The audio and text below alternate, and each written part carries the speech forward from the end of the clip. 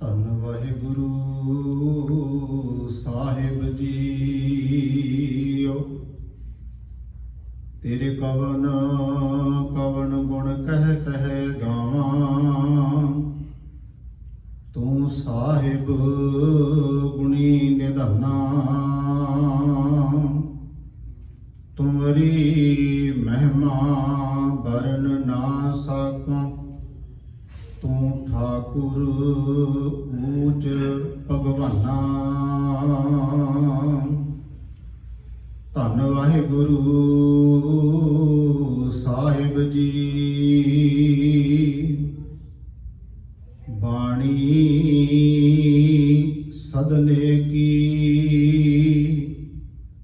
ਰਾਗ ਬਿਲਾਵਲ।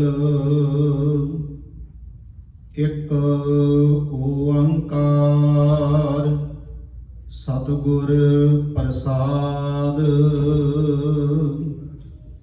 ਨਿਰਪ ਕੰਨਿਆ ਕੇ ਕਾਰਨੇ ਇੱਕ ਭਇਆ ਭੇਖ ਧਾਰੀ। ਕਾਮਾਰਥੀ ਸੁਆਰਥੀ ਵਾਕੀ ਪੈਜ ਸਵਾਰੀ। ਤਬ ਗੁਣ ਕਹਾ ਜਗਤ ਗੁਰਾ। ਜੋ ਕਰਮ ਨਾ ਨਾਸੈ ਸਿੰਘ ਸ਼ਰਨ ਕਤ ਜਾਈਐ। ਜੋ ਜੰਬੁਕ ਗਰਾਸੈ ਏਕ ਬੂੰਦ ਜਲ ਕਾਰਨੇ। ਚਾਤ੍ਰਿਕ ਦੁਖ ਪਾਵੈ ਪ੍ਰਾਣ ਗਏ ਸਾਗਰ ਮਿਲੈ। ਹੁਨ ਕਾਮ ਨ ਆਵੈ ਪ੍ਰਾਣ ਜੋ ਥਾਕੇ ਥਿਰ ਨਹੀਂ। ਕੈਸੇ ਬਿਰਮਾਵੋਂ ਬੂਢ ਮੂਏ ਨੌਕਾ ਮਿਲੈ। ਕਹੋ ਕਾਹੇ ਚੜਾਵੋਂ ਮੈਂ ਨਾਹੀ ਕਛ ਹਉ ਨਹੀਂ। ਕਿਛ ਆਹੇ ਨ ਮੋਰਾ ਅਵਸਰ ਲੱਜਾ ਰਾਖ ਲਿਓ। ਸਦਨਾ ਜਨ ਤੋਰਾ। ਪਰਮ ਸਨਮਾਨਯੋਗ ਚਵਰ ਛਤਰ ਤਖਤ ਦੇ ਮਾਲਕ ਜੁਗੋ ਜੁਗ ਅਟਲ ਧੰਨ ਧੰਨ ਸਤਿਗੁਰੂ ਗੁਰੂ ਗ੍ਰੰਥ ਸਾਹਿਬ ਮਹਾਰਾਜ ਜੀ ਦੀ ਪਾਵਨ ਪਵਿੱਤਰ ਹਜ਼ੂਰੀ ਅੰਦਰ ਸੁਭਾਏਮਾਨ ਗੁਰੂ ਸਵਾਰੇ ਸਤਸੰਗੀ ਜਨੋ। ਸਤਿਗੁਰੂ ਜੀ ਨੇ ਰਹਿਮਤ ਬਖਸ਼ਿਸ਼ ਕੀਤੀ ਹੈ। ਗੁਰੂ ਗ੍ਰੰਥ ਸਾਹਿਬ ਮਹਾਰਾਜ ਜੀ ਦੀ ਪਾਵਨ ਪਵਿੱਤਰ ਗੋਦ ਵਿੱਚ ਬੈਠ ਕੇ ਗੁਰੂ ਕਾ ਹਰ ਜਸ ਕਰਨ ਅਤੇ ਸੁਣਨ ਦਾ ਸਾਨੂੰ ਸਭ ਨੂੰ ਸੁਭਾਗ ਪ੍ਰਾਪਤ ਹੋਇਆ ਹੈ। ਆਓ ਸਾਧ ਸੰਗਤ ਸ਼ਬਦ ਵਿਚਾਰ ਨਾਲ ਜੁੜਨ ਤੋਂ ਪਹਿਲਾਂ ਸਾਰੇ ਮਾਈ ਭਾਈ ਕਰੋ ਕਿਰਪਾ ਅਸੀਸ ਬਖਸ਼ੋ ਤੇ ਪਿਆਰ ਸਹਿਤ ਆਖੋ ਜੀ ਵਾਹਿਗੁਰੂ ਜੀ ਕਾ ਖਾਲਸਾ ਵਾਹਿਗੁਰੂ ਜੀ ਕੀ ਫਤਿਹ। ਸਾਧ ਸੰਗਤ ਜੋ ਅੱਜ ਸ਼ਬਦ ਆਪ ਜੀ ਦੇ ਨਾਲ ਸਾਂਝਾ ਕੀਤਾ ਜਾ ਰਿਹਾ ਹੈ ਇਹ ਭਗਤ ਸਦਨਾ ਜੀ ਦਾ ਸ਼ਬਦ ਹੈ। ਗੁਰੂ ਗ੍ਰੰਥ ਸਾਹਿਬ ਮਹਾਰਾਜ ਜੀ ਦੇ ਵਿੱਚ ਕੁੱਲ ਸਾਧ ਸੰਗਤ ਜੀ 15 ਭਗਤ ਹਨ। ਇਹਨਾਂ 15 ਭਗਤਾਂ ਦੀ ਬਾਣੀ ਗੁਰੂ ਗ੍ਰੰਥ ਸਾਹਿਬ ਮਹਾਰਾਜ ਜੀ ਵਿੱਚ ਗੁਰੂ ਅਰਜਨ ਦੇਵ ਮਹਾਰਾਜ ਜੀ ਨੇ ਆਪ ਦਰਜ ਕਰਵਾਈ। ਇਹ ਸਾਰੀ ਬਾਣੀ 71 ਸ੍ਰੀ ਗੁਰੂ ਨਾਨਕ ਦੇਵ ਮਹਾਰਾਜ ਜੀ ਨੇ ਆਪ ਕੀਤੀ ਹੈ। ਸਤਿਗੁਰੂ ਦੀਆਂ ਜਿਹੜੀਆਂ ਸਾਧ ਸੰਗਤ ਜੀ ਉਦਾਸੀਆਂ ਜਿਹੜੀਆਂ ਪ੍ਰਚਾਰ ਫੇਰੀਆਂ ਨੇ ਉਹਨਾਂ ਪ੍ਰਚਾਰ ਫੇਰੀਆਂ ਉਦਾਸੀਆਂ ਵਿੱਚ ਗੁਰੂ ਨਾਨਕ ਮਹਾਰਾਜ ਜੀ ਨੇ ਵੱਖ-ਵੱਖ ਇਲਾਕਿਆਂ ਵਿੱਚ ਜਾ ਕੇ ਉੱਥੋਂ ਦੇ ਭਗਤਾਂ ਦੀ ਸਤਿਗੁਰੂ ਮਹਾਰਾਜ ਜੀ ਨੇ ਉਹਨਾਂ ਦੇ ਪੈਰੋਕਾਰਾਂ ਦੇ ਕੋਲੇ ਸਾਰੀ ਬਾਣੀ ਨੂੰ ਇਕੱਤਰ ਕੀਤਾ ਹੈ। ਇਹ ਬਾਣੀ ਗੁਰੂ ਅੰਗਦ ਦੇਵ ਮਹਾਰਾਜ ਜੀ ਕੋਲੇ ਪਹੁੰਚੀ। ਫਿਰ ਗੁਰੂ ਅਮਰਦਾਸ ਗੁਰੂ ਰਾਮਦਾਸ ਤੇ ਗੁਰੂ ਅਰਜਨ ਦੇਵ ਜੀ ਕੋਲੇ ਜਦੋਂ ਭਾਈ ਗੁਰਦਾਸ ਤੋਂ ਲਿਖਾਈ ਗਈ ਤੇ ਸਤਿਗੁਰੂ ਮਹਾਰਾਜ ਜੀ ਨੇ ਇਹਨਾਂ ਭਗਤਾਂ ਦੀ ਬਾਣੀ ਨੂੰ ਆਪਣੀ ਨਿਗਰਾਨੀ ਵਿੱਚ ਗੁਰੂ ਅਰਜਨ ਦੇਵ ਮਹਾਰਾਜ ਜੀ ਲਿਖਾਉਂਦੇ ਨੇ। ਮੇਰੇ ਸਾਹਿਬ ਨੇ ਕਿਰਪਾ ਕੀਤੀ ਜੋ ਅੱਜ ਦਾ ਸ਼ਬਦ ਅਸੀਂ ਵਿਚਾਰਨ ਲੱਗੇ ਹਾਂ ਇਹ ਸਾਧ ਸੰਗਤ ਜੀ ਸਦਨੇ ਭਗਤ ਦਾ ਤੇ ਇੱਕੋ ਹੀ ਉਹਨਾਂ ਦਾ ਸ਼ਬਦ ਹੈ ਗੁਰੂ ਗ੍ਰੰਥ ਸਾਹਿਬ ਮਹਾਰਾਜ ਜੀ ਵਿੱਚ। ਤੁਸੀਂ ਹੈਰਾਨ ਹੋਵੋਗੇ ਆਪਾਂ ਉਸ ਤੇ ਵੀ ਵਿਚਾਰ ਕਰਾਂਗੇ ਜਿਸ ਦਿਨ ਸਾਧ ਸੰਗਤ ਜੀ ਸੂਰਦਾਸ ਭਗਤ ਦੀ ਬਾਣੀ ਦੀ ਆਪਾਂ ਵਿਚਾਰ ਕਰਾਂਗੇ ਨਾ ਤੇ ਇੱਕ ਹੀ ਕੇਵਲ ਤੋਕ ਹੈ ਛਾੜ ਮਨ ਹਰ ਬਿਮੁਖਨ ਕੋ ਸੰਗ। ਭਾਵੇਂ ਅਗਲਾ ਸ਼ਬਦ ਗੁਰੂ ਅਰਜਨ ਦੇਵ ਮਹਾਰਾਜ ਜੀ ਨੇ ਉਚਾਰਿਆ ਹੈ ਉਹਦੇ ਚ ਨਾਂ ਸੂਰਦਾਸ ਦਾ ਵਰਤਿਆ ਪਰ ਉਹਨਾਂ ਦੀ ਤੋਕ ਕੇਵਲ ਇੱਕ ਹੀ ਹੈ। ਬੜੀ ਹੈਰਾਨਗੀ ਹੁੰਦੀ ਹੈ ਸਭ ਤੋਂ ਵੱਧ ਬਾਣੀ ਭਗਤ ਕਬੀਰ ਸਾਹਿਬ ਜੀ ਦੀ, ਸਤਿਗੁਰੂ ਮਹਾਰਾਜ ਜੀ ਨੇ ਇੱਕ ਵੀ ਤੁਕ ਜਿਹੜੀ ਹੈ ਨਾ ਕਿਸੇ ਭਗਤ ਦੀ ਗੁਰੂ ਨਾਨਕ ਦੀ ਵਿਚਾਰਧਾਰਾ ਦੇ ਨਾਲ ਜਿਹੜੀ ਮੇਲ ਖਾ ਗਈ ਉਹਨੂੰ ਵੀ ਦਰਜ ਕਰ ਦਿੱਤਾ। ਪਰ ਜਿਹੜੀ ਮੇਲ ਨਹੀਂ ਖਾਧੀ ਉਹ ਭਾਵੇਂ 4 ਜਾਣੇ ਆ ਕੇ ਸਤਿਗੁਰੂ ਮਹਾਰਾਜ ਜੀ ਕੋਲੇ ਜ਼ੋਰ ਪਾਉਂਦੇ ਰਹੇ, ਕਾਲਾ ਪੀਲੂ ਛੱਜੂ ਤੇ ਸ਼ਾਹ ਹੁਸੈਨ ਵਰਗੇ, ਨਹੀਂ ਦਰਜ ਕੀਤੀ ਸਤਿਗੁਰੂ ਮਹਾਰਾਜ ਜੀ ਨੇ। ਖੈਰ ਮੈਂ ਜਿਹੜੀ ਬੇਨਤੀ ਕਰ ਲੱਗਿਆ, ਅਗਲੀ ਬੇਨਤੀ, ਜਦੋਂ ਵੀ ਮੈਂ ਕਿਸੇ ਭਗਤ ਦਾ ਸ਼ਬਦ ਲੈ ਰਿਹਾ ਤੇ ਮੈਂ ਉਹਨਾਂ ਦਾ ਜੀਵਨ ਨਹੀਂ ਲੈ ਰਿਹਾ ਨਾਲ। ਆਪ ਜੀ ਸੋਚਦੇ ਹੋਵੋਗੇ ਵੀ ਕਿਉਂ, ਉਹਦਾ ਕਾਰਨ ਹੈ ਕੁਝ। ਸਾਧ ਸੰਗਤ ਜੀ, ਮੈਂ ਜੀਵਨ ਇਸ ਕਰਕੇ ਨਹੀਂ ਲੈ ਰਿਹਾ, ਮੈਂ ਕੋਸ਼ਿਸ਼ ਤਾਂ ਕਰਦਾ ਹੁੰਨਾ ਵੀ ਮੈਂ ਉਹਨਾਂ ਦੇ ਜੀਵਨ ਨੂੰ ਪੜ੍ਹ ਕੇ ਦੇਖਾਂ। ਜਿੰਨੀਆਂ ਕਿਤਾਬਾਂ ਦੇ ਵਿੱਚੋਂ ਮੈਂ ਕੋਸ਼ਿਸ਼ ਕਰਦਾ ਮੈਨੂੰ ਕੋਈ ਗੁਰਮਤਿ ਦੇ ਅਨੁਕੂਲ ਉਹਨਾਂ ਦੇ ਜੀਵਨ ਦੀ ਲਖਾਰੀਆਂ ਵੱਲੋਂ ਲਿਖੀ ਹੋਈ ਗੱਲ ਲੱਗਦੀ ਨਹੀਂ। ਤਾਂ ਮੈਂ ਚਾਹੁੰਦਾ ਕਿ ਮੈਂ ਉਹਨਾਂ ਦੇ ਸ਼ਬਦ ਲਈਏ, ਬਾਣੀ ਲਈ ਜਿਹੜੀ ਖੁਦ ਆਪਣੀ ਉਹਨਾਂ ਦੀ ਜਿਸ ਚੋਂ ਸਿੱਖਿਆ ਮਿਲਣੀ ਹੈ। ਉਹ ਜਿਹੜੇ ਬਣਾਈਆਂ ਹੋਈਆਂ ਕਹਾਣੀਆਂ ਨੇ ਉਹ ਤਾਂ ਐਵੇਂ ਸਾਧ ਸੰਗਤ ਜੀ ਟਾਈਮ ਖਰਾਬ ਕਰਨ ਵਾਲੀ ਗੱਲ ਆ। ਜੇ ਆਪਾਂ ਉਧਰ ਨੂੰ ਤੁਰ ਪਈਏ ਨਾ ਕੀ ਕੀ ਲਿਖਿਆ ਉਹਨਾਂ ਦੇ ਬਾਰੇ, ਉਹ ਇੱਕ ਟਾਈਮ ਅਜਾਈ ਜਾਣ ਵਾਲੀ ਗੱਲ ਹੈ। ਤਾਂ ਕਰਕੇ ਉਹਨਾਂ ਦੇ ਪਰਿਵਾਰ, ਉਹਨਾਂ ਦਾ ਕਿੱਥੇ ਕਿੱਥੇ ਉਹ ਵਿਚਰੇ ਜਾਂ ਉਹਨਾਂ ਦੇ ਨਾਲ ਕੀ ਕੀ ਜਿਹੜੀਆਂ ਕਹਾਣੀਆਂ ਜੋੜੀਆਂ ਗਈਆਂ ਉਹ ਮੈਂ ਤਾਂ ਨਹੀਂ ਲੈ ਰਿਹਾ, ਕਿਉਂਕਿ ਬਹੁਤ ਕੁਝ ਅਨਰਥ ਕੀਤਾ ਗਿਆ ਹੈ। ਮੇਰੀ ਕੋਸ਼ਿਸ਼ ਸਿਰਫ ਭਗਤ ਜੀ ਦੀ, ਉਹਨਾਂ ਦੀ ਬਾਣੀ ਤੇ ਬਾਣੀ ਵਿੱਚ ਜੋ ਸਿੱਖਿਆ ਹੈ ਮੈਂ ਆਪਣਾ ਕੇਂਦਰਿਤ ਉੱਤੇ ਰੱਖਣ ਦੀ ਕੋਸ਼ਿਸ਼ ਕਰਦਾ ਹਾਂ। ਅੱਜ ਦੇ ਸ਼ਬਦ ਨੂੰ ਜਿਹਨੂੰ ਵਿਚਾਰਨਾ, ਇਹਦੀ ਰਹਾਉ ਵਾਲੀ ਤੁਕ ਪਹਿਲਾਂ ਵੇਖੀਏ, ਕਿਉਂਕਿ ਜਿਸ ਵੀ ਸ਼ਬਦ ਨੂੰ ਵਿਚਾਰਨਾ ਹੋਵੇਗਾ ਉਹਦੀ ਰਹਾਉ ਵਾਲੀ ਤੁਕ ਨੂੰ ਪਹਿਲਾਂ ਲੈਣਾ ਪਏਗਾ। ਕਈ ਵਾਰ ਕੀ ਹੁੰਦਾ, ਅਸੀਂ ਇੱਕ ਤੁਕ ਲੈ ਕੇ ਪੁੱਛਦੇ ਆ ਜੀ ਇਹਦਾ ਅਰਥ ਦੱਸੋ। ਹੁਣ ਇੱਕ ਤੁਕ ਦਾ ਅਰਥ ਅਸੀਂ ਕੀ ਦੱਸ ਸਕਦੇ ਆ, ਜਦੋਂ ਉਹ ਸਾਰੇ ਸ਼ਬਦ ਨੂੰ ਵੇਖਾਂਗੇ ਗੱਲ ਪਤਾ ਲੱਗਦਾ ਵੀ ਕਹਿ ਕੀ ਰਹੇ ਨੇ ਇਹਦੇ ਵਿੱਚ ਗੁਰੂ ਸਾਹਿਬ ਜੀ ਜਾਂ ਭਗਤ ਸਾਹਿਬਾਨ ਕੀ ਕਹਿੰਦੇ ਨੇ। ਅੱਜ ਦੇ ਸ਼ਬਦ ਦੀ ਰਹਾਉ ਵਾਲੀ ਜਿਹੜੀ ਸਾਧ ਸੰਗਤ ਜੀ ਪੰਕਤੀ ਹੈ, ਇੱਕ ਵਾਰ ਆਓ ਪਹਿਲਾਂ ਨੂੰ ਸਰਵਣ ਕਰੋ। ਭਗਤ ਜੀ ਕਹਿੰਦੇ ਨੇ, ਤਵ ਗੁਣ ਕਹਾ ਜਗਤ ਗੁਰਾ ਜੋ ਕਰਮ ਨ ਨਾਸੈ। ਤਵ ਤੇਰੇ ਗੁਣ ਕਹਾ, ਇੱਥੇ ਬਿੰਦੀ ਨਹੀਂ ਲਾਉਣੀ, ਜੋ ਵਿਦਵਾਨਾਂ ਨੇ ਇਹਨੂੰ ਜਿਹੜੇ ਢੰਗ ਨਾਲ ਬਿਆਨ ਕੀਤਾ। ਕਹਾ ਨਹੀਂ, ਕਹਾ ਕਿਹੜਾ ਤੇਰਾ ਗੁਣ ਹੈ। ਫਿਰ ਉਹ ਜਗਤ ਗੁਰਾ, ਗੁਰਾ ਦਾ ਉੱਤੇ ਵੀ ਬਿੰਦੀ ਨਹੀਂ ਲੱਗੇਗੀ, ਕਿਉਂਕਿ ਜੇ ਅਸੀਂ ਜਪਜੀ ਸਾਹਿਬ ਦਾ ਪਾਠ ਕਰਦੇ ਦੇ ਵਿੱਚ ਅਸੀਂ ਕਹਿੰਦੇ ਗੁਰਾ ਇੱਕ ਦੇਹ 부ਝਾਈ, ਗੁਰਾ ਨਹੀਂ, ਗੁਰਾ ਹੈ ਸਤਿਗੁਰੂ।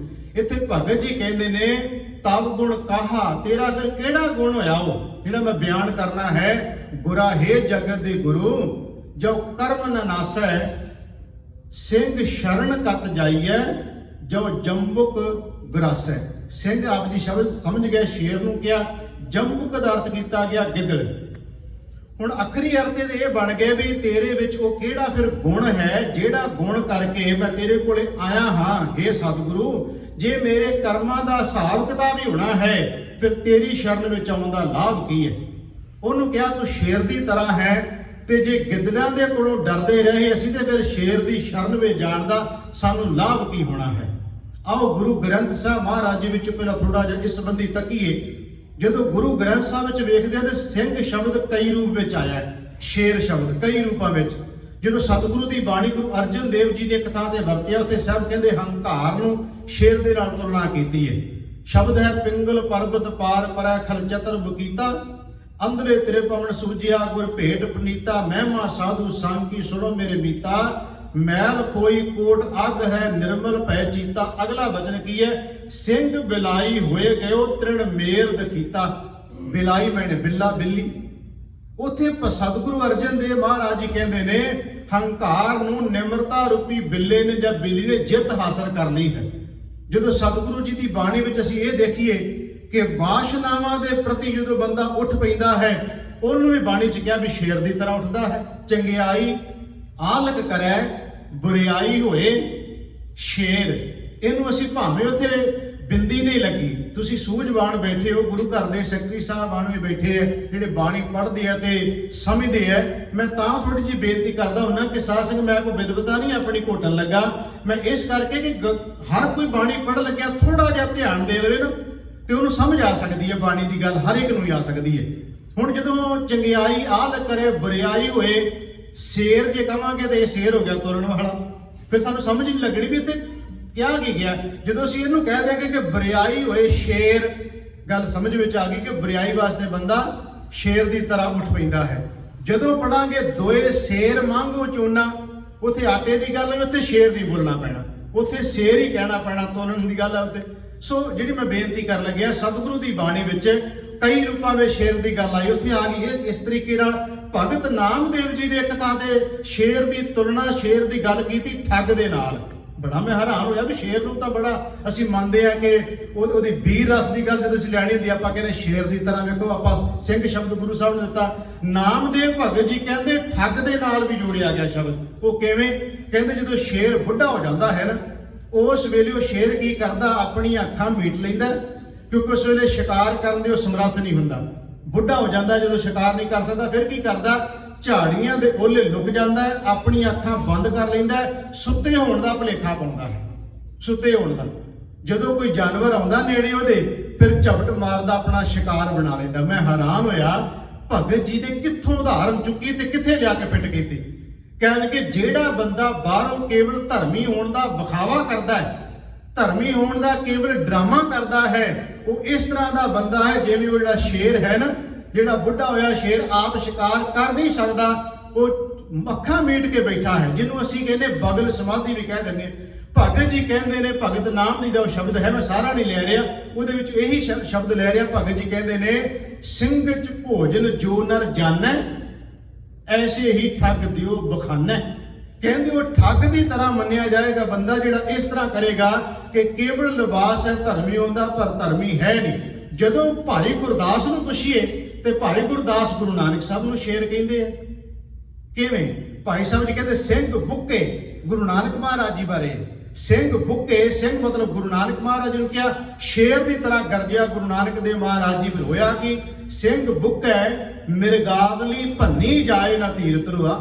ਮਿਰਗਾਵਲੀ ਹਰਨਾਂ ਦੀਆਂ ਡਾਰਾਂ, ਸਤਿਗੁਰੂ ਦੇ ਅੱਗੇ ਲੱਗ ਕੇ ਜਿਹੜੇ ਕਰਮਕਾਂਡੀ ਲੋਕ ਸਨ, ਵਹਿਮੀ ਲੋਕ ਸਨ, ਜਿਨ੍ਹਾਂ ਨੇ ਸਮਾਜ ਨੂੰ ਕਈ ਤਰੀਕਿਆਂ ਦੇ ਨਾਲ ਲੁੱਟਿਆ ਤੇ ਬਰਬਾਦ ਕੀਤਾ, ਗੁਰੂ ਨਾਨਕ ਦੀ ਗਰਜ ਦੇ ਅੱਗੇ ਉਹ ਰੁਕ ਨਹੀਂ ਸਕੇ, ਉਹ ਦੌੜਦੇ ਪਏ ਨੇ ਸਤਿਗੁਰੂ ਮਹਾਰਾਜ ਦੀ ਬਾਣੀ ਵਿੱਚ। ਖੈਰ ਮੈਂ ਇੱਧਰ ਬਣੇ ਤੁਰ ਪਏ, ਕਿਤੋਂ ਕੁੱਤਿਆ ਭਰਿਆ ਜਾਣਾ ਹੈ, ਫਿਰ ਇਸੇ ਤੇ ਸਾਰੀ ਵਿਚਾਰ ਚੱਲ ਪਣੀ। ਆਪਾਂ ਸਾਰੇ ਸ਼ਬਦ ਨੂੰ ਵਿਚਾਰਾਂਗੇ। ਭਗਤ ਜੀ ਕਹਿੰਦੇ ਨੇ, ਕੀ ਲਾਭ ਹੋਇਆ, ਤੂੰ ਸ਼ੇਰ ਹੈ ਪ੍ਰਮਾਤਮਾ ਵਾਹਿਗੁਰੂ ਪਰਮੇਸ਼ਰ ਜੀਓ, ਤੇ ਤੇਰੇ ਸ਼ੇਰ ਦੀ ਮੈਂ ਸ਼ਰਨ ਵਿੱਚ ਆ ਗਿਆ ਹਾਂ, ਮੈਨੂੰ ਗਿੱਦੜਾਂ ਤੋਂ ਬਚਾ ਲੈ। ਭਾਵੇਂ ਨੂੰ ਗਿੱਦੜਾਂ ਦਾ ਡਰ ਨਹੀਂ ਹੋਣਾ ਚਾਹੀਦਾ, ਤੇ ਮੈਂ ਇਹਨੂੰ ਇਸ ਢੰਗ ਨਾਲ ਲੈ ਰਿਹਾ, ਆਪਣੇ ਢੰਗ ਨਾਲ ਆਪ ਨੂੰ ਵਿੱਚ ਲਾ ਕੇ ਲੈ ਰਿਹਾ। ਮੈਂ ਕਹਿੰਦਾ ਗੁਰੂ ਗ੍ਰੰਥ ਸਾਹਿਬ ਮਹਾਰਾਜ ਜੀ, ਉਹਨੂੰ ਅਸੀਂ ਇਉਂ ਮੰਨ ਲਈਏ, ਸਿਰਫ ਸਮਝਣ ਵਾਸਤੇ ਮੈਂ ਕਹਿਣ ਲੱਗਿਆ, ਜਿਵੇਂ ਭਗਤ ਜੀ ਕਹਿੰਦੇ ਅਸੀਂ ਇਸ ਢੰਗ ਨਾਲ ਮੰਨੀਏ ਥੋੜਾ ਜਿਹਾ। ਹੇ ਗੁਰੂ ਗ੍ਰੰਥ ਸਾਹਿਬ ਮਹਾਰਾਜ ਜੀ, ਤੁਸੀਂ ਸ਼ੇਰ ਦੀ ਤਰ੍ਹਾਂ ਮੇਰੀ ਭਾਵਨਾ ਨੂੰ ਜ਼ਰੂਰ ਸਮਝੋ ਜੋ ਮੈਂ ਕਹਿਣ ਜਾ ਰਿਹਾ। ਭਗਤ ਜੀ ਦੇ ਸ਼ਬਦ ਦੀ ਅਰਥ ਹੀ ਮੈਂ ਕਰਨ ਲੱਗਾ। ਗੁਰੂ ਗ੍ਰੰਥ ਸਾਹਿਬ ਮਹਾਰਾਜ ਜੀ, ਤੁਸੀਂ ਇੱਕ ਸ਼ੇਰ ਦੀ ਤਰ੍ਹਾਂ, ਬੱਬਰ ਸ਼ੇਰ ਦੀ ਤਰ੍ਹਾਂ ਅਸੀਂ ਤੁਹਾਡੇ ਕੋਲ ਆ ਗਏ। ਜੇ ਗੁਰੂ ਗ੍ਰੰਥ ਸਾਹਿਬ ਮਹਾਰਾਜ ਜੀ ਦੇ ਕੋਲ ਆ ਕੇ, ਗੁਰੂ ਗ੍ਰੰਥ ਸਾਹਿਬ ਦੀ ਗੋਦ ਵਿੱਚ ਬੈਠ ਕੇ ਵੀ, ਗੁਰੂ ਗ੍ਰੰਥ ਸਾਹਿਬ ਦੇ ਇਹ ਬਚਨ ਪੜ੍ਹ ਕੇ ਵੀ ਕਿ ਨਿਰਭਉ ਜਪੈ ਸਗਲ ਭਉ ਮਿਟੈ, ਤੇ ਇੱਥੋਂ ਜਾਣ ਤੋਂ ਬਾਅਦ ਉਹ ਇਹ ਪੁੱਛਦਾ ਹੈ ਕਿ ਮੈਂ ਪੰਡਤ ਨੂੰ ਜਾ ਕੇ ਪੁੱਛਣਾ ਵੀ ਦਿਨ ਚੰਗਾ ਕਿਹੜਾ ਤੇ ਮਾੜਾ ਕਿਹੜਾ। ਫਿਰ ਸ਼ੇਰ ਦੀ ਸ਼ਰਨ ਕਾਦੀ ਹੋਈ? ਜੇ ਉਹ ਇੱਥੋਂ ਜਾ ਕੇ ਆਪਣੇ ਡੌਲਿਆਂ ਤੇ ਕੋਈ ਮੌੜੀਆਂ ਬੰਨੀ ਫਿਰਦਾ ਹੈ, ਕੋਈ ਗੁੱਟਾਂ ਤੇ ਮੌੜੀਆਂ ਬੰਨੀ ਫਿਰਦਾ ਹੈ, ਇਹਦਾ ਮਤਲਬ ਕੋਈ ਨਾ ਕੋਈ ਡਰ ਤਾਂ ਹੈ ਨਾ, ਮੌੜੀਆਂ ਜਿਹੜੀਆਂ ਬੰਨਣੀਆਂ ਬਣਾਉਣੀਆਂ ਨੇ। ਇਹਦਾ ਮਤਲਬ ਸ਼ੇਰ ਕੋਲੇ ਆ ਕੇ ਵੀ ਗਿੱਦੜਾਂ ਦਾ ਡਰ ਹੈ ਜੀ। ਉਸੇ ਤਰ੍ਹਾਂ ਹੈ, ਮੈਂ ਹੈਰਾਨ ਹੁੰਦਾ ਕਈ ਵਾਰ ਬੰਦਾ ਗੁਰਦੁਆਰੇ ਮੱਥਾ ਟੇਕ ਕੇ, ਚਲੋ ਇੱਥੋਂ ਦੀ ਗੱਲ ਆਪਾਂ ਥੋੜੀ ਜਿਹੀ ਛੱਡ ਵੀ ਲਈਏ, ਉਸ ਇੱਥੇ ਵੀ ਵੈਸੇ ਵਹਿਮ ਭਰਮ ਤਾਂ ਹਨ, ਮੈਂ ਇਹ ਨਹੀਂ ਕਹਿ ਸਕਦਾ ਵੀ ਨਹੀਂ ਹੈ, ਪਰ ਆਪਾਂ ਇੰਡੀਆ ਦੀ ਗੱਲ ਕਰੀਏ, ਬੰਦਾ ਮੱਥਾ ਟੇਕ ਕੇ ਗੁਰਦੁਆਰਿਓਂ ਬਾਹਰ ਨਿਕਲਦਾ ਹੈ ਤੇ ਬਿੱਲੀ ਲੰਘ ਜਾਏ, ਉਹ ਪਤਾ ਨਹੀਂ ਕਿੰਨੀਆਂ ਕੀ ਮਨ 'ਚ ਗਾਲਾਂ ਕੱਢਦਾ, ਕਹਿੰਦਾ ਬਿੱਲੀ ਲੰਘ ਗਈ ਸਾਰਾ ਕੰਮ ਹੀ ਖਰਾਬ ਹੋ ਜਾਣਾ। ਵਾਹ ਤੇਰੇ ਸਿੱਖਾ, ਸਿੰਘ ਸ਼ੇਰ ਦੀ ਸ਼ਰਨ ਵਿੱਚ ਆ ਕੇ ਵੀ ਤੈਨੂੰ ਇੱਕ ਬਿੱਲੀ ਨੇ ਰੋਕ ਦਿੱਤਾ ਵੀ ਤੇਰਾ ਕੰਮ ਨਹੀਂ ਸਰੇਗਾ। ਬੰਦਾ ਪੜ੍ਹ ਕੇ ਤੁਰਿਆ ਮੂਲ ਮੰਤਰ ਦਾ ਪਾਠ, ਜਿਹਦੇ ਵਿੱਚ ਨਿਰਭਉ ਵੀ ਆ ਗਿਆ, ਨਿਰਵੈਰ ਵੀ ਆ ਗਿਆ, ਅਕਾਲ ਮੂਰਤ ਵੀ ਆ ਗਿਆ। ਪੜ੍ਹਨ ਤੋਂ ਬਾਅਦ ਜਦੋਂ ਚੱਲਿਆ, ਕਿਸੇ ਨੇ ਆਵਾਜ਼ ਮਾਰੀ, ਫਲਾਨਾ ਸਿਆ ਗੱਲ ਸੁਣ ਕੇ ਜਾਈ, ਕਹਿੰਦਾ ਜਾ ਤੇਰਾ ਬੇੜਾ ਤਰੇ, ਪਿੱਛੋਂ ਆਵਾਜ਼ ਮਾਰਦੀ, ਕੰਮ ਹੀ ਨਹੀਂ ਬਣਨਾ ਅੱਜ। ਵਾਹ ਸਿੱਖਾ ਤੇਰੇ। ਮੈਂ ਹੈਰਾਨ ਹੋਇਆ ਜਦੋਂ ਇਸ ਸ਼ਬਦ ਨੂੰ ਮੈਂ ਬਾਰ-ਬਾਰ ਲੈ ਰਿਹਾ ਸੀ ਨਾ, ਵੀ ਇਸ ਦੇ ਮੈਂ ਅਰਥ ਕਿਵੇਂ ਸਮਝਣੇ ਆ, ਕਿਵੇਂ ਕਰਨੇ ਆ। ਮੇਰੇ ਸਾਹਮਣੇ ਬਾਰ-ਬਾਰ ਆਪਣੇ ਤੇ ਗੱਲਾਂ ਆਈ ਜਾਂਦੀਆਂ ਸੀ, ਸਿੱਖਾ ਅੱਜ ਤੂੰ ਚੱਲਿਆ ਕਿਧਰ ਨੂੰ ਗਿਆ ਹੈ? ਤੂੰ ਗੁਰੂ ਗ੍ਰੰਥ ਸਾਹਿਬ ਮਹਾਰਾਜ ਜੀ ਦੇ ਕੋਲੇ, ਸ਼ੇਰ ਰੂਪ ਗੁਰੂ ਦੇ ਕੋਲੇ ਆ ਕੇ ਤੈਨੂੰ ਤਾਂ ਆ ਗਿੱਦੜੀ ਡਰਾਈ ਜਾਂਦੇ ਨੇ। ਕਹਿੰਦੇ ਜੀ ਸਲਾ ਫਲਾਣੇ ਬਾਬੇ ਨੇ ਆ ਗੱਲ ਕਰਤੀ, ਉਹ ਤਾਂ ਪੂਰੀ ਹੋ ਜਾਣੀ, ਮੈਨੂੰ ਤਾਂ ਫਲਾਣੇ ਬਾਬੇ ਤੋਂ। ਉਹ ਸਿੱਖ ਕਬਰਾਂ ਤੇ ਜਾ ਕੇ ਹਰਿਆ ਲੀੜਾ ਚੜਾਈ ਜਾਣ, ਤੇਲ ਪਾਈ ਜਾਣ, ਇਹਦਾ ਮਤਲਬ ਗਿੱਦੜਾਂ ਦਾ ਡਰ ਸਾਨੂੰ ਅਜੇ ਵੀ ਮਾਰੀ ਜਾਂਦਾ ਹੈ। ਸਿੰਘ ਸ਼ਰਨ ਵਿੱਚ ਆਉਣ ਦਾ ਫਿਰ ਲਾਭ ਕੀ ਹੋਇਆ ਸਾਨੂੰ? ਮੈਂ ਭਗਤ ਜੀ ਦੇ ਸ਼ਬਦ ਨੂੰ ਇਉਂ ਲੈ ਰਿਹਾ ਕਿ ਆਪਣੇ ਤੇ ਲਈਏ। ਭਗਤ ਜੀ ਦੀ ਜਿਹੜੀ ਅਵਸਥਾ 'ਚ ਕਹਿ ਦਿੱਤਾ, ਉਹਨਾਂ ਤੇ ਕਹਿ ਦਿੱਤਾ ਅਸੀਂ ਇਹਨੂੰ ਇਸ ਅਵਸਥਾ 'ਚ ਇਸ ਢੰਗ ਨਾਲ ਲਈਏ। हे ਗੁਰੂ ਗ੍ਰੰਥ ਸਾਹਿਬ ਮਹਾਰਾਜ ਜੀ, ਜਦੋਂ ਇੱਕ ਵਾਰ ਤੁਹਾਡੇ ਕੋਲੇ ਆ ਕੇ ਤੁਹਾਡੇ ਚਰਨਾਂ 'ਚ ਬੈਠ ਕੇ ਤੁਹਾਡੀ ਬਾਣੀ ਪੜ੍ਹ ਸੁਣ ਲਈ, ਮੈਨੂੰ ਹੁਣ ਹੋਰ ਕਿਤੇ ਜਾਣ ਦੀ ਜ਼ਰੂਰਤ ਹੀ ਨਹੀਂ, ਕਿਉਂਕਿ ਮੈਂ ਸ਼ੇਰ ਦੀ ਸ਼ਰਨ ਵਿੱਚ ਆ ਗਿਆ। ਇਸ ਕਰਕੇ ਮੈਨੂੰ ਹੁਣ ਗਿੱਦੜਾਂ ਦਾ ਕੋਈ ਡਰ ਨਹੀਂ ਹੈ। ਭਗਤ ਜੀ ਕਹਿੰਦੇ ਨੇ, हे ਵਾਹਿਗੁਰੂ ਪਰਮਾਤਮਾ, ਮੈਂ ਤੇਰੇ ਸਿੰਘ ਸ਼ੇਰ ਦੀ ਸ਼ਰਨ ਵਿੱਚ ਆਇਆ। ਤੇ ਗੁਰੂ ਗ੍ਰੰਥ ਸਾਹਿਬ ਦੀ ਬਾਣੀ ਕਹਿੰਦੀ, ਜਦੋਂ ਐਸੋ ਹੀ ਸ਼ਰਨ ਵਿੱਚ ਕੋਈ ਆ ਜਾਵੇ ਫਿਰ ਪ੍ਰਾਪਤ ਕੀ ਹੁੰਦਾ ਹੈ? ਪ੍ਰਭ ਕੀ ਸ਼ਰਨ ਸਗਲ ਭੈ ਲਾਥੇ, ਦੁੱਖ ਬਿਨਸੇ ਸੁਖ ਪਾਇਆ। ਗੁਰੂ ਦੀ ਸ਼ਰਨ ਵਿੱਚ ਆਏ, ਸਾਰੇ ਦੁੱਖ ਚਲੇ ਗਏ, ਸੁਖ ਦੀ ਪ੍ਰਾਪਤੀ ਹੋ ਗਈ। ਸਤਿਗੁਰੂ ਗਰੀਬ ਨਿਵਾਸ ਸੱਚੇ ਪਾਤਸ਼ਾਹ ਮਹਾਰਾਜ ਜੀ ਕਹਿੰਦੇ, ਪਿਆਰਿਓ, ਤੁਸੀਂ ਐ ਸਤਿਗੁਰੂ ਦੀ ਸ਼ੇਰ ਦੀ ਸ਼ਰਨ ਵਿੱਚ ਆਓ, ਪਰਮਾਤਮਾ ਦੀ ਕਿਰਪਾ ਹੋਏਗੀ। ਆਓ ਅਸੀਂ ਇੱਕ ਇੱਕ ਬੰਦ ਨੂੰ ਵੀ ਵਿਚਾਰਨਾ ਹੈ। ਭਗਤ ਜੀ ਦਾ ਸ਼ਬਦ ਹੈ ਕਿ ਤਬ ਗੁਣ ਕਹਾ ਜਗਤ ਗੁਰਾ, ਜੋ ਕਰਮ ਨਾ ਨਾਸੇ। ਜੇ ਤੇਰੀ ਸ਼ਰਨ ਵਿੱਚ ਆ ਕੇ ਵੀ ਸਾਨੂੰ ਕਰਮਾਂ ਦਾ ਹੀ ਡਰ ਰਹਿਣਾ ਹੈ, ਜੇ ਸਾਡੇ ਮਨਾਂ 'ਚ ਇਹੀ ਡਰ ਰਹਿਣਾ ਕਿ ਧਰਮਰਾਜ ਹਿਸਾਬ ਕਿਤਾਬ ਤੇ ਨਾ ਪੁੱਛੂਗਾ, ਇਹ ਚਿੱਤਰ ਤੇ ਗੁਪਤ ਪੇ ਲਿਖੇ ਬੈਠੇ ਹੋਏ ਲੇਖਾ ਤਾਂ ਨਹੀਂ ਲਿਖੀ ਜਾਂਦੇ, ਜੇ ਆਹੀ ਮਨ ਵਿੱਚ ਡਰ ਰਿਹਾ, ਫਿਰ ਗੁਰੂ ਦੀ ਸ਼ਰਨ ਵਿੱਚ ਆਉਣ ਦਾ ਲਾਭ ਕੀ ਹੋਇਆ ਤੈਨੂੰ? ਤਬ ਗੁਣ ਕਹਾ ਜਗਤ ਗੁਰਾ, ਜੋ ਕਰਮ ਨ ਨਾਸੈ। ਸਿੰਘ ਸ਼ਰਨ ਕਤ ਜਾਈਐ, ਜੋ ਜੰਮੁਕ ਗਰਾਸੈ। ਜੰਮੁਕ ਮੈਨੇ ਗਿੱਦੜ, ਗਿੱਦੜ ਮੈਨੇ ਵਿਕਾਰ ਔਗਣ। ਜੇ ਇਹਨਾਂ ਦਾ ਡਰ ਰਿਹਾ, ਫਿਰ ਗੁਰੂ ਦੀ ਸ਼ਰਨ ਵਿੱਚ ਜਾਣ ਦਾ ਲਾਭ ਕੀ ਹੋਇਆ? ਤੇ ਭਗਤ ਜੀ ਨੇ ਇੱਕ ਉਦਾਹਰਨ ਲਈ ਹੈ, ਇੱਕ ਇਤਿਹਾਸਕ ਕਹਾਣੀ ਦਾ ਜ਼ਿਕਰ ਕੀਤਾ ਹੈ। ਮੈਂ ਉਸ ਕਹਾਣੀ ਨੂੰ ਕਿਹੜੇ ਕਿਹੜੇ ਰੂਪ ਵਿੱਚ ਵਿਦਵਾਨਾਂ ਨੇ ਕਿਹਾ ਉਧਰ ਨਹੀਂ ਜਾਣਾ ਚਾਹੁੰਦਾ। ਮੈਂ ਸਿਰਫ ਉਹਨੂੰ ਜਿਸ ਭਾਵ ਨੂੰ ਪ੍ਰੋਫੈਸਰ ਸਾਹਿਬ ਸਿੰਘ ਹੋਣਾ ਨੇ ਲਿਆ ਹੈ, ਮੈਂ ਉਹੀ ਭਾਵ ਲੈ ਰਿਹਾ। ਮੈਂ ਦੂਜਿਆਂ ਵਿਦਵਾਨਾਂ ਦੀਆਂ ਜਿਹੜੀਆਂ ਇਹਦੇ ਨਾਲ ਜੋੜੀਆਂ ਕਹਾਣੀਆਂ ਨੇ ਉਹਨੂੰ ਨਹੀਂ ਲੈ ਰਿਹਾ। ਭਗਤ ਜੀ ਨੇ ਇੱਥੇ ਸ਼ਬਦ ਵਰਤਿਆ, ਪਹਿਲੀ ਤੁਕ ਵਿੱਚ ਉਹਨਾਂ ਦਾ ਸ਼ਬਦ ਸ਼ੁਰੂ ਹੁੰਦਾ ਕਿ ਬਾਣੀ ਸਦਨੇ ਕੀ ਰਾਗ ਬਿਲਾਵਲ। ਸਦਨੇ ਭਗਤ ਦੀ ਬਾਣੀ ਹੈ, ਬਿਲਾਵਲ ਰਾਗ ਵਿੱਚ ਹੈ। ਇੱਕ ਓੰਕਾਰ ਸਤਿਗੁਰ ਪ੍ਰਸਾਦ, ਪਰਮਾਤਮਾ ਇੱਕ ਤੇ ਸਤਿਗੁਰ ਦੀ ਕਿਰਪਾ ਨਾਲ ਸਮਝ ਪੈਂਦੀ ਹੈ। ਸ਼ਬਦ ਹੈ ਨਿਰਪ ਕੰਨਿਆ ਕੇ ਕਾਰ ਨੇ, ਇੱਕ ਭਇਆ ਭੇਖ ਧਾਰੀ, ਕਾਮਾਰਥੀ ਸਵਾਰਥੀ, ਵਾਕੀ ਪੈਜ ਸਵਾਰੀ। ਇਹਦੇ ਤੇ ਬੜੀਆਂ ਕਹਾਣੀਆਂ ਲਾਈਆਂ ਨੇ, ਕਿਸੇ ਨੇ ਕੋਈ ਲਾਈ, ਕਿਸੇ ਨੇ ਕੋਈ ਲਾਈ। ਪਰ ਪ੍ਰੋਫੈਸਰ ਸਾਹਿਬ ਸਿੰਘ ਜੀ ਕਹਿੰਦੇ ਨੇ, ਮਿੱਥ ਕਹਾਣੀ ਨੂੰ ਸਿਰਫ ਆਧਾਰ ਬਣਾ ਕੇ ਗੱਲ ਕਹੀਏ। ਮੈਂ ਥੋੜਾ ਜਿਹਾ ਤੁਹਾਡਾ ਧਿਆਨ ਲੈ ਜਾ ਕਿ ਗੁਰੂ ਗ੍ਰੰਥ ਸਾਹਿਬ ਮਹਾਰਾਜ ਜੀ ਵਿੱਚ ਮਿਲਦੀਆਂ ਨੇ ਸਾਨੂੰ ਉਦਾਹਰਨਾਂ, ਉਹਨਾਂ ਨੂੰ ਮੰਨਣਾ ਨਹੀਂ, ਮਿਲਦੀਆਂ ਜ਼ਰੂਰ ਨੇ। ਗੁਰੂ ਤੇਗ ਬਹਾਦਰ ਮਹਾਰਾਜ ਜੀ ਨੇ ਸਾਧ ਸੰਗਤ ਜੀ ਬੜਾ ਜ਼ਿਕਰ ਕੀਤਾ ਆਪਣੇ ਸ਼ਬਦਾਂ ਵਿੱਚ, ਤੇ ਕਈ ਵਾਰ ਕੀਤਾ ਹੈ। ਸਤਿਗੁਰੂ ਦੇ ਬਚਨ ਆਉਂਦੇ ਨੇ ਕਿ ਗਜ ਗਜ ਮੈਨੇ ਹਾਥੀ। ਇਹ ਸ਼ਬਦ ਗੁਰੂ ਤੇਗ ਬਹਾਦਰ ਮਹਾਰਾਜ ਨੇ ਬੜੀ ਵਾਰ ਵਰਤਿਆ। ਸਾਹਿਬ ਕਹਿੰਦੇ ਨੇ, ਤੁਸੀਂ ਕਹਿੰਦੇ ਹੋ ਇੱਕ ਹਾਥੀ ਨੂੰ ਤੰਦੂਏ ਨੇ ਪਕੜ ਲਿਆ, ਤੇ ਉਹਨੇ ਹਾਥੀ ਨੇ ਰੱਬ ਅੱਗੇ ਪੁਕਾਰ ਕੀਤੀ ਹੈ ਤੇ ਤੰਦੂਏ ਤੋਂ ਛਡਾ ਲਿਆ। ਗੁਰੂ ਤੇਗ ਬਹਾਦਰ ਸਾਹਿਬ ਜੀ ਕਹਿੰਦੇ, ਜੇ ਤੁਹਾਡੇ ਮੁਤਾਬਕ ਇੱਕ ਹਾਥੀ ਦੀ ਬੇਨਤੀ ਰੱਬ ਸੁਣਦਾ ਹੈ, ਤੇ ਤੁਸੀਂ ਤਾਂ ਜੀਵਤੀ ਤੁਹਾਡੀ ਬੇਨਤੀ ਨਹੀਂ ਸੁਣ ਸਕਦਾ। ਸਤਿਗੁਰੂ ਨੇ ਮਿੱਥ ਦੀ ਗੱਲ ਲੈ ਕੇ ਮਨੁੱਖ ਨੂੰ ਸਮਝਾ ਦਿੱਤੀ। ਸਤਿਗੁਰੂ ਮਹਾਰਾਜ ਦਾ ਬਚਨ ਆਉਂਦਾ, ਜਿਵੇਂ ਸ਼ਲੋਕਾਂ ਵਿੱਚ ਵੀ ਆਪਾਂ ਪੜ੍ਹਦੇ ਹਾਂ ਕਿ ਬਲ ਛੁਟਕਿਓ ਬੰਧਨ ਪਰੈ, ਕਛੂ ਨਾ ਹੋਤਿ ਉਪਾਏ, ਕਹੋ ਨਾਨਕ ਅਬ ਓਟ ਹਰ, ਗੱਜ ਜਿਉ ਹੋ ਸਾਏ। ਗੱਜ ਮੈਨੇ ਹਾਥੀ। ਇਸ ਤਰ੍ਹਾਂ ਮਹਾਰਾਜ ਸਹਾਇਤਾ ਕਰੋ। ਤਾਂ ਸਤਿਗੁਰੂ ਦੀ ਬਾਣੀ ਵਿੱਚ ਸਤਿਗੁਰੂ ਮਹਾਰਾਜ ਨੇ ਗਨਕਾ ਦੀ ਉਦਾਹਰਨ ਲਈ ਹੈ। ਇਸ ਤਰ੍ਹਾਂ ਕਈਆਂ ਦੀਆਂ ਉਦਾਹਰਨ, ਅਜਾਮਲ ਦੀ ਉਦਾਹਰਨ ਲਈ ਹੈ। ਉਹ ਸਿਰਫ ਉਦਾਹਰਨਾਂ ਲੈ ਕੇ ਮਿੱਥ ਦੀਆਂ ਸਾਨੂੰ ਸਮਝਾਇਆ ਕਿ ਤੁਸੀਂ ਉਸ ਪਰਮਾਤਮਾ ਦੇ ਨਾਲ ਇਵੇਂ ਜੁੜ ਜਾਓ। ਇੱਥੇ ਭਗਤ ਜੀ ਕਹਿੰਦੇ ਨੇ, ਇਹੋ ਸਮਝ ਲਓ, ਉਹਨਾਂ ਨੇ ਕਿਹਾ, ਹੇ ਪਰਮਾਤਮਾ ਵਾਹਿਗੁਰੂ, ਇਹ ਮਿੱਥ ਇੱਕ ਕਹਾਣੀ ਹੈ ਕਿ ਇੱਕ ਬੰਦੇ ਨੇ, ਹੈ ਤਾਂ ਕਾਮੀ ਸੀ, ਹੈ ਸਵਾਰਥੀ ਸੀ, ਰਾਜੇ ਦੀ ਲੜਕੀ ਵਿਆਹਣ ਦੇ ਲਈ ਉਹਨੇ ਭੇਖ ਬਣਾਇਆ ਸੀ। ਕੇਵਲ ਭੇਖ ਹੀ ਬਣਾਇਆ ਸੀ ਉਹਦੇ ਬਣਾਏ ਹੋਏ ਭੇਖ ਤੇ, ਹੇ ਪਰਮਾਤਮਾ, ਉਹਦਾ ਬਾਹਰੀ ਕੇਵਲ ਭੇਖ ਸੀ, ਪਰ ਉਹਦੇ ਭੇਖ ਦੇ ਉੱਤੇ ਤੂੰ ਕਿਰਪਾ ਕਰ ਦਿੱਤੀ, ਉਹਦਾ ਅੰਦਰੋਂ ਜੀਵਨ ਵਧੀਆ ਬਣਾ ਦਿੱਤਾ ਹੈ। ਜਦੋਂ ਮੈਂ ਇਹ ਗੱਲ ਨੂੰ ਖੋਲਣ ਦੀ ਕੋਸ਼ਿਸ਼ ਕਰਨ ਚਾਹੁੰਦਾ ਸੀ ਵੀ ਕਰਾਂ, ਮੈਨੂੰ ਇੱਕ 15 ਸਾਲ ਪੁਰਾਣੀ ਘਟਨਾ ਆ ਗਈ। ਰਾਤ ਨੂੰ ਮੇਰੇ ਯਾਦ 'ਚ ਆ ਗਈ ਵੀ ਇਸ ਕਹਾਣੀ ਨੂੰ ਮੈਂ ਜੇ ਖੋਲਣਾ ਹੋਵੇ ਤੇ ਕਿਹੜੀ ਗੱਲ ਮੈਂ ਕੋਈ ਪ੍ਰਮਾਣ ਦੇ ਸਕਾਂ। ਉਹ 15 ਸਾਲ ਪੁਰਾਣੀ ਘਟਨਾ ਮੇਰੇ ਯਾਦ ਵਿੱਚ ਆ ਗਈ। ਕਈ ਵਾਰ ਇਸ ਤਰ੍ਹਾਂ ਹੋ ਜਾਂਦਾ। ਉਹ ਮੈਂ ਕਹਾਣੀ ਗੱਲ ਲਮਕਾਉਣੀ ਨਹੀਂ, ਸਿਰਫ ਸ਼ਾਰਟ 'ਚ ਕਹਿਣ ਲੱਗਿਆ। ਅਰਬ ਕੰਟਰੀ ਵਿੱਚ ਮੈਂ ਜਦੋਂ 6 ਸਾਲ ਉੱਧਰ ਰਿਹਾ, ਇੱਕ ਵੀਰ ਕਹਿਣ ਲੱਗਾ ਜੀ, ਮੈਂ ਗੱਲ ਕਰਨ ਲੱਗਾ ਵੀ ਜਦੋਂ ਬਾਹਰੀ ਭੇਖ ਬਣਾਇਆ ਤਾਂ ਕਈ ਵਾਰ ਨਿੱਕੀ ਜਿਹੀ ਗੱਲ ਬੰਦੇ ਦਾ ਜੀਵਨ ਬਦਲ ਜਾਂਦੀ ਹੈ। ਉਹ ਸਾਬਰ ਸੂਰਤ ਸੀ ਵੀਰ, ਸੋਹਣੀ ਦਸਤਾਰ, ਸੋਹਣਾ ਦਾੜਾ। ਉਹਦੇ ਨਾਲ ਮੈਂ ਟਰੱਕ ਵਿੱਚ ਬੈਠ ਕੇ ਇੱਕ ਸ਼ਹਿਰ ਤੋਂ ਦੂਜੇ ਸ਼ਹਿਰ ਵਿੱਚ ਜਾਣਾ, ਜਿਵੇਂ ਇੱਥੇ ਆਪਾਂ ਫ੍ਰਿਜ ਨੂੰ ਜਾਣਾ ਹੋਵੇ ਜਾਂ ਜਿਹੜਾ ਹੋਰ ਕਿਸੇ ਸੈਕਰਾਮੈਂਟੋ ਜਾਣਾ ਹੋਵੇ ਤਾਂ ਕਿਸੇ ਡਰਾਈਵਰ ਨਾਲ ਬੈਠ ਜਾਈਏ। ਉੱਧਰ ਮੈਂ ਦੂਜੇ ਸ਼ਹਿਰ ਜਾਣਾ ਸੀ, ਮੈਂ ਉਹਦੇ ਨਾਲ ਬੈਠ ਗਿਆ। ਗੱਲਾਂ ਬਾਤਾਂ ਚੱਲੀਆਂ, 4-5 ਘੰਟੇ ਦਾ ਰਸਤਾ ਸੀ। ਉਹਨੇ ਮੈਨੂੰ ਗੱਲਾਂ ਕੁਝ ਉਹਨੇ ਕੀਤੀਆਂ, ਕੁਝ ਮੈਂ ਕੀਤੀਆਂ। ਮੈਨੂੰ ਉਹਨੇ ਇੱਕ ਗੱਲ ਸੁਣਾਈ, ਕਹਿਣ ਲੱਗਾ, ਬਾਬਾ ਜੀ, ਭਾਈ ਸਾਹਿਬ ਜੀ, ਤੁਹਾਨੂੰ ਇਹ ਗੱਲ ਸੁਣਾਉਣੀ, ਮੇਰੇ ਜੀਵਨ 'ਚ ਤਬਦੀਲੀ ਕਿੱਦਾਂ ਆਈ। ਕਹਿਣ ਲੱਗਾ ਮੈਂ ਸ਼ਰਾਬ ਪੀਂਦਾ ਸੀ ਨਿਤ। ਕਹਿੰਦਾ ਇੱਕ ਦਿਨ ਮੇਰੀ ਗੱਡੀ ਦੇ ਵਿੱਚ ਇੱਕ ਮੁਸਲਮਾਨ ਵੀਰ ਬੈਠ ਗਿਆ, ਉਹ ਕਹਿੰਦਾ ਮੈਨੂੰ ਲਿਫਟ ਦੇ ਦੇ ਥੋੜਾ ਜਿਹਾ, ਮੈਂ ਜਾਣਾ ਚਾਹੁੰਦਾ। ਕਹਿੰਦਾ ਮੈਂ ਲਿਫਟ ਦਿੱਤੀ, ਉਹ ਮੇਰੀ ਗੱਡੀ 'ਚ ਬੈਠ ਗਿਆ। ਕਹਿਣ ਲੱਗਾ ਗੱਲਾਂ ਬਾਤਾਂ ਚੱਲੀਆਂ, ਗੱਲਾਂ ਬਾਤਾਂ ਤੋਂ ਬਾਅਦ 2-4 ਘੰਟੇ ਦਾ ਅਸੀਂ ਸਫ਼ਰ ਤੈਅ ਕੀਤਾ। ਕਹਿਣ ਲੱਗਾ ਮੈਂ ਬੋਤਲ ਫੜੀ, ਗਲਾਸੀ ਫੜੀ, ਸ਼ਰਾਬ ਪਾਈ। ਕਹਿੰਦਾ ਜਿਉਂ ਹੀ ਮੈਂ ਸ਼ਰਾਬ ਪਾ ਕੇ ਗਲਾਸੀ ਦੇ ਵਿੱਚ ਐਂ ਆਪਣੇ ਹੱਥ ਵਿੱਚ ਫੜੀ, ਕਹਿੰਦਾ ਮੁਸਲਮਾਨ ਵੀਰ ਨੇ ਮੇਰਾ ਗੁੱਟ ਫੜ ਲਿਆ। ਇੱਥੇ ਮੇਰਾ ਗੁੱਟ ਫੜ ਕੇ ਕਹਿਣ ਲੱਗਾ ਵਾਹ ਉਹ ਤੂੰ ਸਿੱਖ ਹੈ, ਸਿੱਖ ਤਾਂ ਸ਼ਰਾਬ ਨਹੀਂ ਪੀਂਦਾ। ਵੇਖੋ ਪਤਾ ਨਹੀਂ ਕਿੰਨੇ ਕੁ ਚਿਰ ਤੋਂ ਪੀ ਰਿਹਾ ਸੀ, 15 ਸਾਲ ਤੋਂ ਕਿ 10 ਸਾਲ ਤੋਂ, ਕਿੰਨੇ ਚਿਰ ਤੋਂ।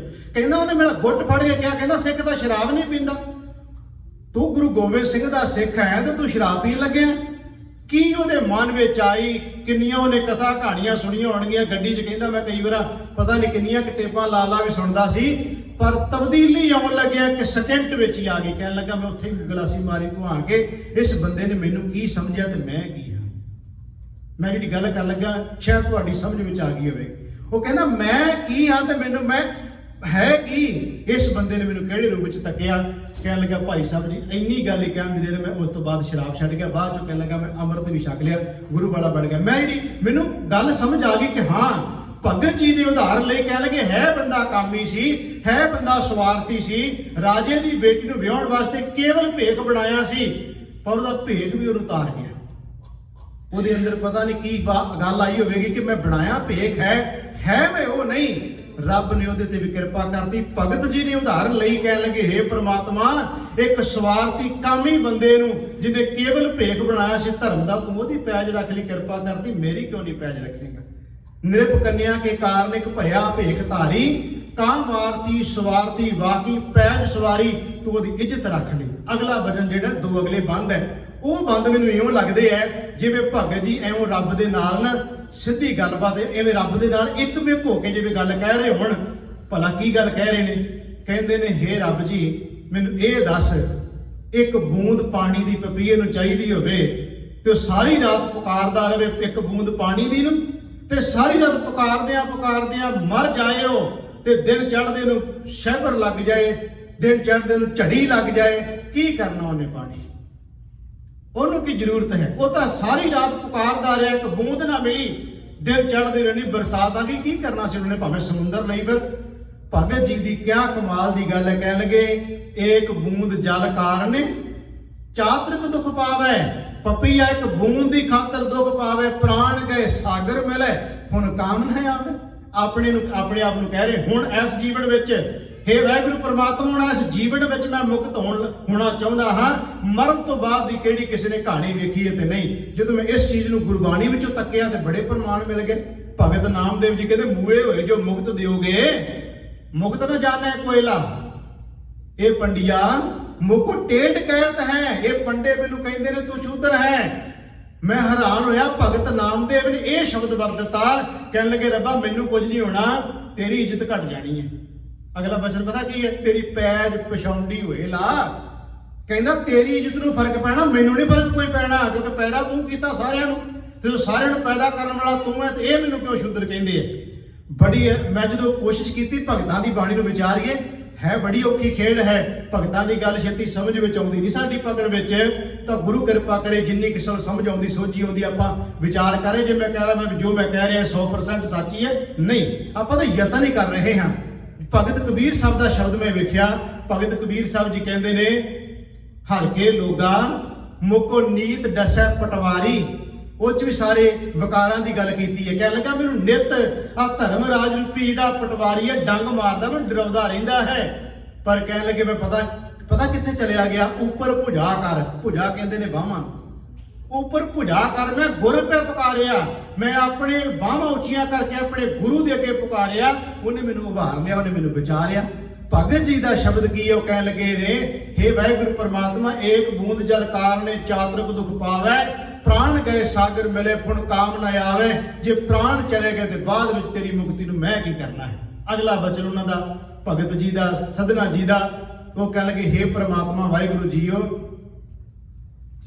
ਕਿ ਤਬ ਏਕ ਬੂੰਦ ਜਲ ਕਾਰਨੇ ਚਾਤ੍ਰਿਕ ਦੁੱਖ ਪਾਵੇ, ਪ੍ਰਾਣ ਗਏ ਸਾਗਰ ਮਿਲੇ ਫੁਣ ਕਾਮ ਨਾ ਆਵੇ। ਪ੍ਰਾਣ ਜੋ ਥਾਕੇ ਥਿਰ ਨਹੀਂ ਕੈਸੇ ਬਿਰਮਾਮ।